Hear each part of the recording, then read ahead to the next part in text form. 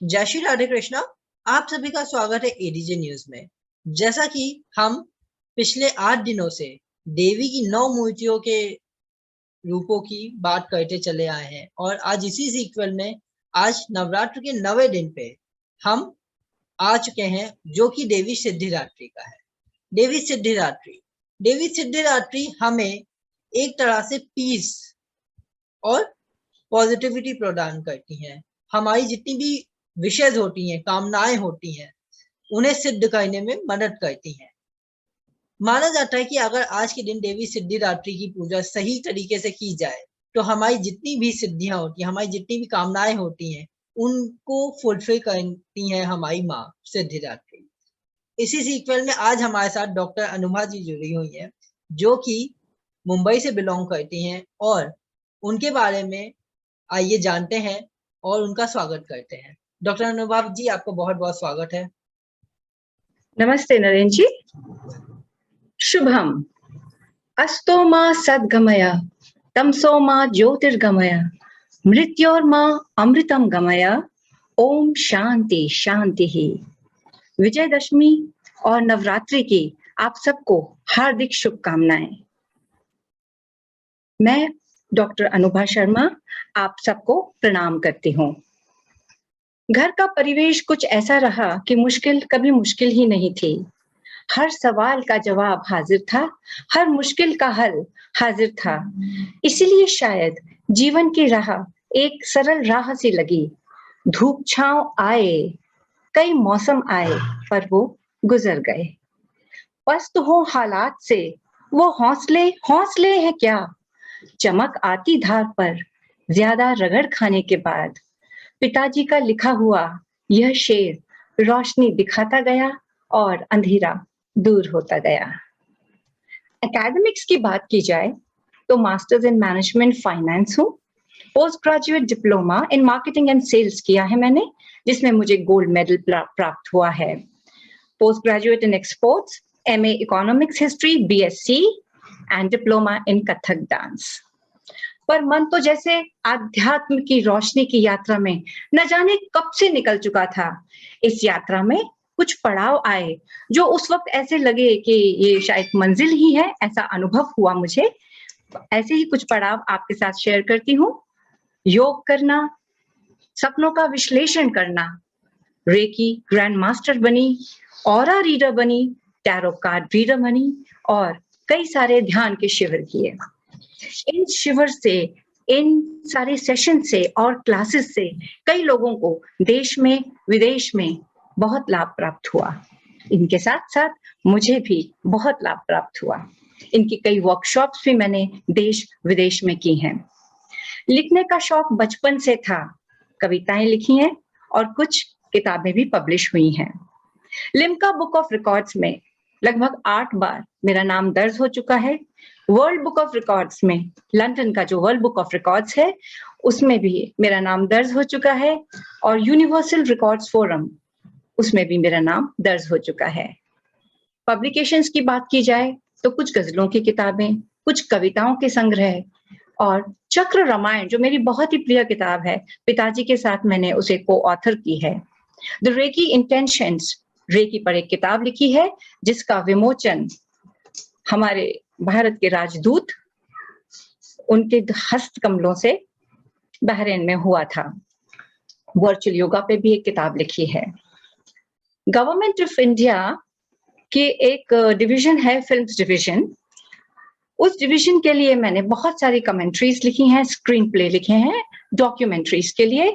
और रेकी पर मैंने पटकथा और उसका डायरेक्शन भी, रेकी फिल्म का 20 मिनट्स की डॉक्यूमेंट्री थी ये, वो भी मैंने किया है। टेलीविजन के कई सारे अपीयरेंसेस हुए हैं, जैसे केयर टीवी पे रेकी एक्सपर्ट के रूप में मुझे बुलाया गया था और फिर सपनों का विश्लेषण करने के लिए भी मुझे बुलाया गया था। रेडियो शोज किए हैं। सपनों का सौदागर नामक एक शो बहरीन एफएम पे आता था, वहां पर मैंने 300 से ज्यादा सपनों का मैंने विश्लेषण किया है। रेडियो मिर्ची पर टैरो कार्ड रीडिंग की है और as guest speaker on reiki San Francisco California में बुलाई गई थी मैं। योग पर कई सारे भाषण दिए हैं और टॉक शोज भी किए हैं। लोगों का प्यार मुझे अवार्ड्स के रूप में मिलता गया। Special achievement award American reiki academy से मुझे मिला। Karma Yogi award from the Vedic healing institute USA से मिला। सर्वोत्तम साहित्य अवार्ड पराज का हमारे भूतपूर्व प्रधानमंत्री श्री विश्वनाथ प्रताप सिंह जी द्वारा मुझे प्राप्त हुआ। एडिटर्स चॉइस अवार्ड और पोइट्री के लिए कई सारे अवार्ड्स भी मुझे मिल चुके हैं। इलेक्ट्रॉनिक और प्रिंट मीडिया ने मुझे बहुत प्रेम दिया, इंडिया में और बहरीन में। योग, मेडिटेशन और रेकी, इन सब के शिविर, वर्कशॉप्स और सेशंस मैंने कई जगह किए हैं और इनसे बहुत लाभ प्राप्त हुआ है हम सबको। तो मैम आपने इतना बताया, ये काफी मतलब काफी ज्यादा था और इतना सारा आपने किया। मुझे एक क्वेश्चन था इसमें, सॉरी टू इंटरप्ट। अभी आपने बताया आप सपनों का विश्लेषण भी करती हैं, तो थोड़ा सा इस बात पे आप मैं चाहूंगा बताएं कि क्या एग्जैक्टली लोग सपने देखते हैं, चाहे वो तो उसमें क्या विश्लेषण, मतलब वो सपने का मीन्स क्या है, ये आप बताते हो या क्या चीज है? जी जी, हम सब सपने देखते हैं। सपने हमें हर रोज हर रात आते हैं और हमें कुछ ना कुछ संदेश देकर जाते हैं।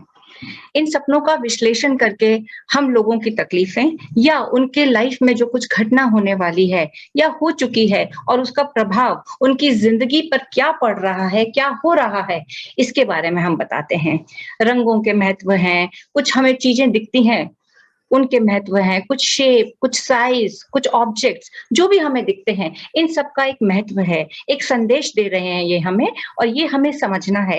इसलिए हम सपनों का विश्लेषण करते हैं, इससे कई रोग भी दूर होते हैं।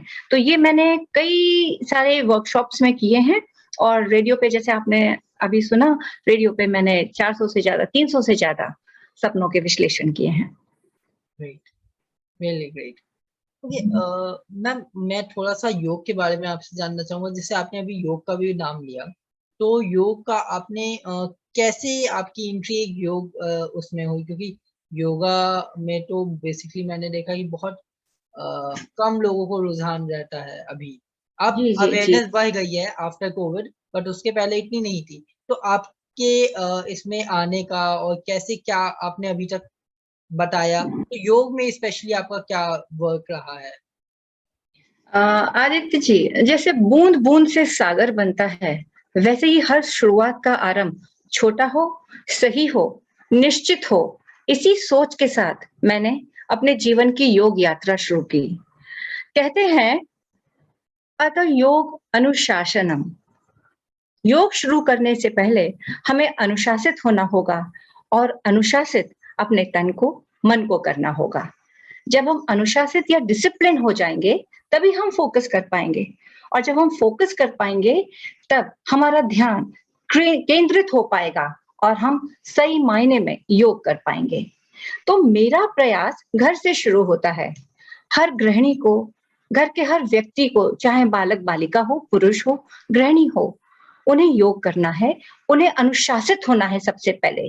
क्योंकि जब वो अनुशासित होंगे तो उनके हर कार्य में उन्हें विचार शक्ति प्राप्त होगी, संकल्प होगा उसमें और मन भी होगा। चाहे वो खाना बनाए या कुछ भी कार्य करें, पूरे मन से बनाया खाना तन पे लगता है, ये हम सब जानते हैं। यदि उस भोजन को हम मंत्रों द्वारा अभिमंत्रित करें तो उसके क्या कहने हैं। वो हमें पोषण के साथ साथ स्वास्थ्य और समृद्धि भी देता है। एक बात और मैं यहाँ आप सबके साथ शेयर करना चाहूंगी, हमें योगा की जगह योग करना है। योगा जब हम करते हैं या कहते हैं तब हम फिजिकल बॉडी पर जो असर लाना चाहते हैं उस पर हम फोकस करते हैं।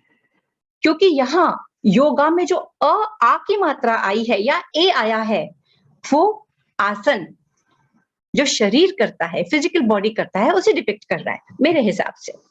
मगर जब हम योग करना चाहते हैं तब हम अपने सारे शरीरों को, यानी कि physical body, emotional body, mental body, spiritual body, इन सबको जोड़ते हैं, इन सब की एक युक्ति बनाते हैं और फिर हम उसे लाभ प्राप्त करते हैं। तो मेरा योगदान योग से तन मन को संबल देना, स्वस्थ बनाना और उन्हें एकाग्रित करना। और घर से ही इसकी शुरुआत होती है, क्योंकि व्यक्ति से ही तो समाज बनता है। घर का अगर हर एक व्यक्ति की सोच सही है, वो अनुशासित है, उनकी सोच अनुशासित है, तो समाज की सोच सही है। समाज अनुशासित है तो समाज स्वस्थ है, क्योंकि हर व्यक्ति स्वस्थ है तन से, मन से। समाज स्वस्थ है, हमारा राष्ट्र स्वस्थ है। तो यही इसी तरफ मेरा रुझान रहता है कि पहले हम अनुशासित हों, ध्यान करें, केंद्रित करें अपने मन को, और फिर तन पे आए, फोकस करें योग पोस्चर्स पे और उनका पूरा लाभ लें। तो शरीर की तकलीफों को दूर करें, और तकलीफें जब दूर हो जाती हैं तो हम स्वस्थ रहते हैं, प्रसन्न रहते हैं, और बहुत सारा अबंडेंस हम प्रकृति से अट्रैक्ट कर सकते हैं, यूनिवर्स से अट्रैक्ट कर सकते हैं। शारीरिक लाभ के तो क्या कहने, हम सभी जानते हैं योग से diabetes, thyroid, hypertension, sleep disorder, anxiety, depression, weight loss, flexibility, मगर सर्वोपरि है इम्यूनिटी। योग का अभ्यास हमें इम्यूनिटी प्रदान करता है हर एक चीज से, जो हमें दिखाई नहीं देते, वैसे कीटाणु से, वैसे जीवाणु से, और हमारे जो टैंजिबल प्रॉब्लम्स हैं लाइफ के, उनसे भी। और हम योग में ये भी देखते हैं कि हमें उम्र के बारे में ज्यादा सोचना नहीं चाहिए। उम्र तक हमें योग को सीमित नहीं रखना है। हर उम्र का व्यक्ति योग कर सकता है। अगर शरीर साथ नहीं दे रहा तो उसका एक तरीका है, हम पोस्चर मेडिटेशन करें, मन को उस पोस्चर में लाएं, मन को अपने शरीर में लाएं। तो एक स्थान निश्चित कर लें, उस स्थान पर हम रोज वहीं बैठें, एक आसन निश्चित कर लें, और हम उस पोस्चर के बारे में पहले सोचें, उस पोस्चर को अपने मन में उतारें। मन में उतारने के बाद उस पोस्चर से हमें जो कुछ भी लाभ प्राप्त होने वाला है, जो भी बेनिफिट्स मिलने वाले हैं, उन पर हम अच्छे से ध्यान केंद्रित करें, उनके बारे में सोचें, और स्वस्थ बॉडी के बारे में सोचें, और फिर माइंड में ही ये योगा करें, मानसिक योग करें। मानसिक योग धीरे धीरे आपके शरीर में आने लगेगा, क्योंकि मन से ही सब कुछ होता है। कहा गया है, मन एव मनुष्याना कारणम बंध मोक्षय हो। मन से ही बंधन है, मन से ही मोक्ष है, मुक्ति है। मन से ही सारी तकलीफें हैं, और मन से ही उनके सारे हल हैं। तो पहले हम मन में योग करें, हम शरीर की दुर्बलताओं को ना देखें, मन में योग करें, और फिर धीरे धीरे उसे तन पर लेकर आए। उसका लाभ, उसका फायदा हम सबको अवश्य मिलेगा। मेरा यही संकल्प रहा है कि हम जो कुछ भी करें, हमारे मन में हमारी विवेक शक्ति हो, सच्चाई हो, और जो भी हम मन, कर्म और वचन से करना चाहें वो सकारात्मक हो। तभी सर्वव्याप्त शक्ति हमें आशीषित करेगी, ऊर्जान्वित करेगी।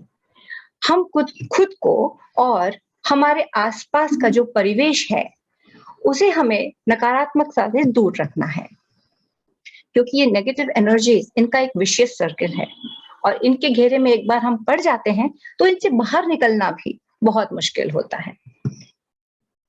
हम जो कुछ भी करें, या जो कुछ भी सोचें, या जो कुछ भी हम कहते हैं, उन सब का प्रभाव हम पर पड़ता है, क्योंकि ये सारी एनर्जीज हमारे आसपास ही होती हैं। कभी ये एनर्जीज मरती नहीं है। कहा हुआ शब्द, सोचा हुआ कोई भी कर्म कभी कहीं नहीं जाता, वो हम पर ही वापस आता है। इसलिए हमें सकारात्मक होना है, पॉजिटिव होना है।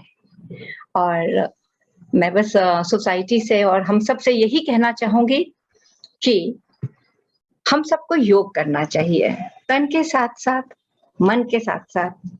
तन को स्वस्थ रखना है, मन को स्वस्थ रखना है। एक होलिस्टिक हेल्दी समाज का नव निर्माण करना है।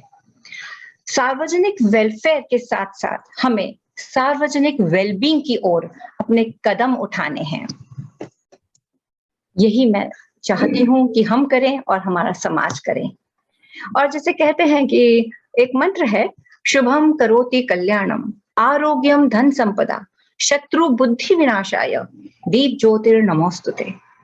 इसमें हम दीप को या दीपक को दीपक ही ना समझें, जो हम अर्दन लैंप्स चलाते हैं।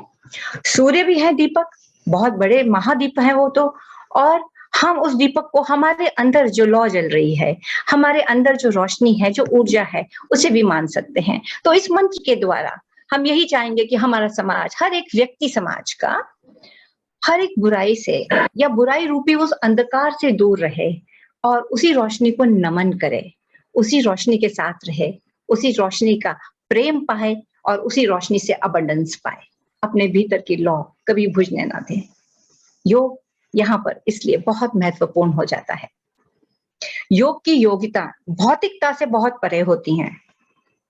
योग का अभ्यास हमें हमारे स्वयं से साक्षात्कार कराता है, शांति से सूक्ष्म, सूक्ष्म से शून्य, शून्य से पूर्ण और पूर्ण से संपूर्ण होने की यात्रा ही जीवन है, योग है।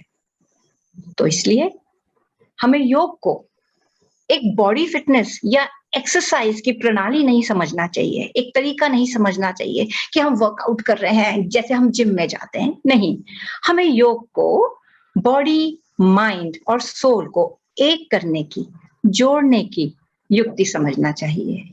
हमें योग करना चाहिए और निरोग रहना चाहिए। इन्हीं शुभकामनाओं के साथ मैं आप सबका जीवन योगमय हो, आप सबको नमन करती हूँ। बहुत ही अच्छी इंफॉर्मेशन मैम आपने दी, और मैं लिटरली कहूंगा कि आपने जिस तरह से ये चीज समझाई, आज के समय में मुझे लगता है कि बहुत कम लोग हैं जो इस चीज को समझा पाते हैं। जी, ये थैंक काफी यू सो अच्छी मच। चीज है, और आप जी जी जो भी प्रयास कर रही हैं वो काफी अच्छे हैं, सराहनीय हैं। जी साथ ही जी मैं आप आज के टॉपिक के कलर पे आता हूँ, क्योंकि आज नवरात्र का नवा दिन है जो कि पिंक कलर को रिप्रेजेंट करता है।